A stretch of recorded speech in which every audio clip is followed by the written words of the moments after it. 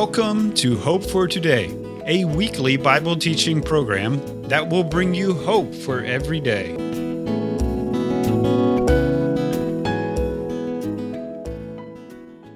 Thank you for joining us this week as we continue our study through Exodus.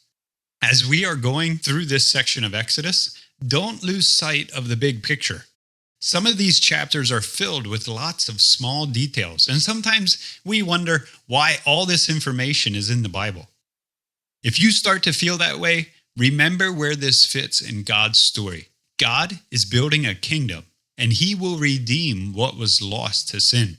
He will restore His kingdom in the whole world.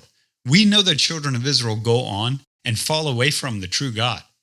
But from the children of Israel comes one called Jesus. Through Jesus, God will get it all back. God's plan will not be thwarted.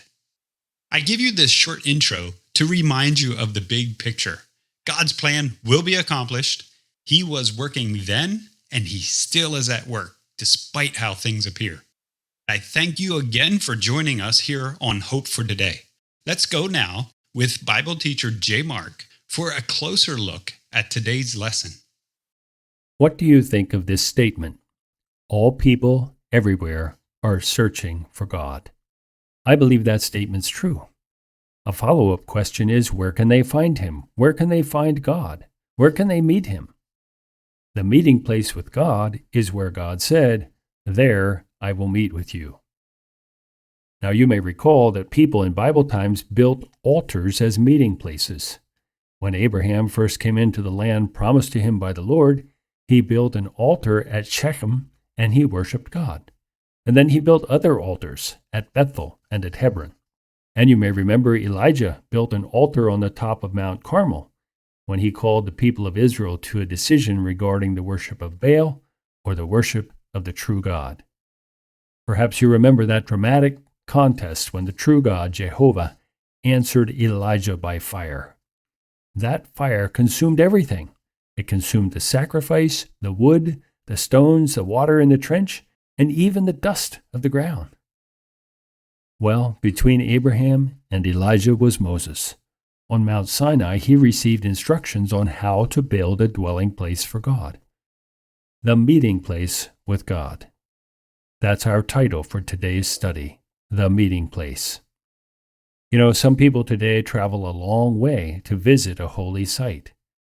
They hope somehow to meet their God. But is that the way to meet the true God? In Exodus chapter 25 and verses 10 to 22, we will see what God has to say about where to meet with Him. So listen carefully as I read Exodus 25, beginning with verse 10. And they shall make an ark of shittim wood or acacia wood. 2 cubits and a half shall be the length thereof, and 1 cubit and a half the breadth thereof, and 1 cubit and a half the height thereof. And you shall overlay it with pure gold, within and without you shall overlay it, and shall make upon it a crown of gold around about. And you shall cast 4 rings of gold for it, and put them in the 4 corners thereof, and 2 rings shall be on the one side of it, and 2 rings on the other side of it. And you shall make staves of shittim wood, and overlay them with gold. And you shall put the staves into the rings by the sides of the ark, that the ark may be carried with them. The staves shall be in the rings of the ark, and they shall not be taken from it. And you shall put into the ark the testimony which I will give you. And you shall make a mercy seat of pure gold. 2 cubits and a half shall be the length thereof, and 1 cubit and a half the breadth thereof. And you shall make 2 cherubim of gold, of beaten work you shall make them, in the 2 ends of the mercy seat. And make 1 cherub on the one end, and the other cherub on the other end. Even of the mercy seat shall you make the cherubim on the 2 ends thereof. And the cherubim shall stretch forth their wings on high, covering the mercy seat with their wings, and their faces shall look toward one another. Toward the mercy seat shall the faces of the cherubim be. And you shall put the mercy seat above upon the ark, and in the ark you shall put the testimony that I shall give you. and there I will meet with you, and I will commune with you from above the mercy seat, from between the two cherubim which are upon the ark of the testimony, of all things which I will give you in commandment unto the children of Israel. In this text, we notice the orders which God gave for the construction of this meeting place. The first order he gave was the definitions. The first order defined the ark. Notice with me the size. It wasn't large, a little over 1 meter long, about 42 inches, 3/4 of a meter wide, about 27 inches, and 3/4 of a meter high, again about 27 inches. And it looked like a box. But then Moses was instructed to overlay it with pure gold inside and outside. After that, he was to cast 4 rings of gold and fasten them to the ark, 2 on each side, and then to put poles in them so that the ark could be carried. So apparently 4 men were expected to carry the ark, and the poles were never to be taken out of the rings because they were there so that the ark could be carried in the way that God prescribed. That is the definition of the construction of the ark, and also how it was to be carried or transported. God instructed Moses then to put into the ark the testimony which I will give you. We may wonder what that was. Well, the testimony refers to the tablets of the law, the tablets of stone, because that was what happened later when the ark was built. The 2 tablets of the law that God had given to Moses were placed inside that box, that gold-covered chest. Never again would God's people be without the law. Never again would they wonder what God's will was, because the law was to be right there with them. It was to be in the center of their worship. And then God gave another order, the dedication. The second order defined the dedication as designed in the mercy seat. In verse 17, the Hebrew word for mercy seat is kipporeth. It comes from the word to make atonement. That's interesting because that mercy seat, as it's called in our English Bible, was to be the cover for the ark, even though it was not exactly what we would call a lid. It was much, much more than that. Moses could have made various other covers for the ark, but God said he was to make a kipporeth, a mercy seat of pure gold. Now I want you to notice the dimensions of the mercy seat. 2 1/2 cubits was the length, and 1.5 cubits was the width. In other words, it was to fit exactly on top of the box that we call the Ark of the Covenant. And that box, that Ark of the Covenant, was lined or overlaid with gold on both the inside and the outside. But the mercy seat was not lined. It was to be pure gold. It was, in fact, a covering for the law. Now, when the Jews translated the Hebrew Bible into the Greek language, they gave this mercy seat the term elasterion. That's important because that word carries the idea of a sacrifice. Notice further that the cherubim, one on either end, was to be made also of pure gold, not cast in a mold, but hammered into shape, beaten. The cherubim and the mercy seat was all to be one piece, and the cherubim, as we read, were to face each other and stretch their wings out over the mercy seat. Now, cherubim are angelic creatures created by the Lord. It seems that they were given the responsibility of guarding God's law. The cherubim overstretching the mercy seat, and the mercy seat covering the law. When we study the Old Testament law, we learn that it contained more requirements than any human being could ever fulfill. Someone once said the law was divine holiness par excellence.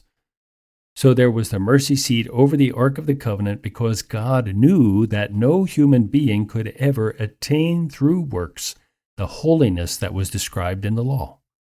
And so because of this reality, the mercy seat was needed over the law, covering the law. And then there was a final order that God gave. We call it the designation. The third order explained the experience of the meeting. It's in verse 22. And there I will meet with you, and I will commune with you from above the mercy seat and between the 2 cherubim. So there was a certain procedure that was required to arrange for that meeting. Moses was instructed to put the tablets of the law that the Lord would give him inside the ark, inside that golden box. And then the mercy seat would be put on top as a covering over them. To meet God, a certain procedure is necessary, as I said earlier. The mercy seat must be over the law to meet God at the center of everything. Several ideas come to us regarding this meeting place, designated as the mercy seat between the two cherubim. One idea is that God holds man responsible to his law. That is, the law is the standard.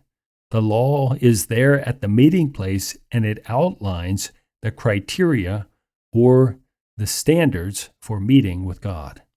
And then in the second place, God reaches out to man by his law. There's a difference between revealed religion and any other religion in the world, because when God revealed himself, he reached out to man through his law. The third idea is that God expresses his will in his law.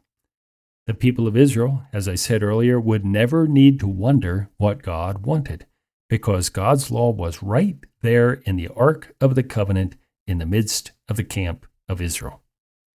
Now we can look at this purely from the historical standpoint, and it doesn't mean very much. Or we can consider it as being relevant for all of us as God's children today. Today, you and I also need a meeting place with God. Where should we meet? Should we have a special building? Well, perhaps that's important in some cultures, but in other places it's impossible. Is the place important? Not so much. But we had better meet at the mercy seat. That today is the cross of Jesus Christ. We meet God on the basis of Jesus' shed blood and in obedience to his word. God still provides mercy and peace as we come to that meeting place of mercy. Thanks, J. Mark, for this teaching, and thank you for being here for this teaching. It is neat to see God's heart for his people. He shows the children of Israel more of himself. It is incredible to realize the Lord of the universe wants a relationship with people. He wants your heart. Way back here at Mount Sinai, God came close. Again, many years after this, God came closer. God came in the flesh and limited himself to a body. His desire was and is the same. He desires a relationship with you. He wants to be the object of your worship. After all, he alone is worthy. We see God going to extreme measures to make this possible. Today, we saw a small part of the story, and thankfully, Jesus has completed it. Through what Christ has done on the cross, we can come into the presence of our holy God and be in relationship with him. This is worth thinking about.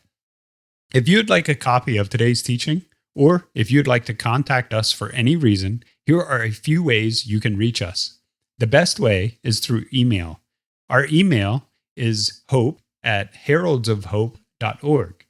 If you don't have email, no problem. Just write to us. Our address is Hope for Today, Box 3, Breezewood, Pennsylvania, 15533. Or you can connect with us on our website. Our website is heraldsofhope.org. On our website, you will find some resources, and under the Listen tab, there is other teaching similar to what you just heard. If you go to the Connect tab, you can message us directly. Again, that website is heraldsofhope.org. Thank you so much for joining us. We look forward to being with you next week. Until then, go with God and grow in your connection with him. He is an amazing God to love and serve.